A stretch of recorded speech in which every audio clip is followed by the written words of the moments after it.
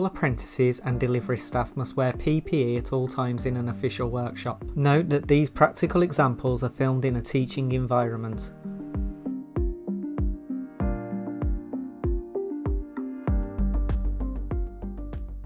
Our next test now is to test our RCBO or RCD device, which on this installation is on the ring final circuit.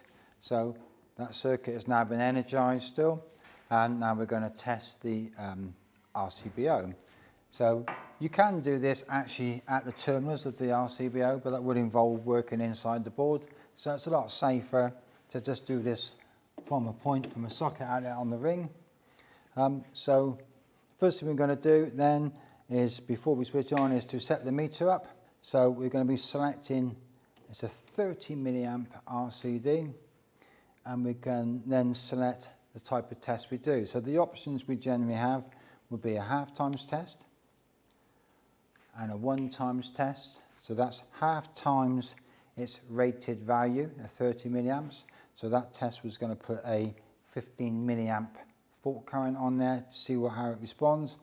Then at 1 times the nominated rated value of the device, so that's going to use a 30 milliamp current to test on the 1 times. Most meters have a 5 times test. That goes back to pre-amendment 2, where there was a requirement to do the 5 times test. But now we are working on amendment 2 of the 18th edition regulations. There's no longer a requirement to do the 5 times test. So we can just do half or 1 times, or we can still run the test on auto. Run it on auto, we'll do a half times test. It will do 2 1 times tests either side of the sine wave, so 0 degrees and 180 degrees. And it would also do a 5 times test. But if you're plugging in and then standing at the board resetting, it's probably quicker to let it do that and then just use the first 2 values recorded.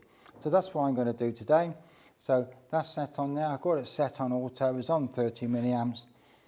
I'm going to turn the supply on, and now we're ready to go. It's seeing the voltage there. Okay, and now I just simply need to press test. And as it runs through the test, I need to be ready to reset the RCBO. So that's gone once, twice, 3 times, and finally there's the 4th time through. So that's now ended the test, and what I can do is I can scroll through my results there. So the first test was the half times, and what you can see there, that it says greater than 1999 milliseconds. So that means that the duration of that test was about 2 seconds, and during that time the device didn't trip. That's correct, that's what we expect. The next toggle brings us on to the 1 times test. And you can see there, that's at 0 degrees, and the disconnection time is 28.7 milliseconds.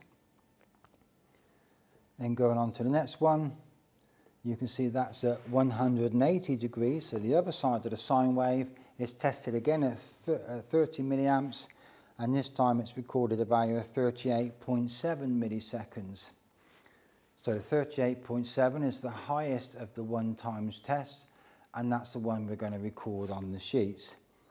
So we've tested the disconnection times of the RCD. Now the last thing we need to do is the functional test. We simply press in the test button. So just here you can see the test button alongside there, and pressing that in should cause the device to trip, which it has done. So let's get the paperwork done.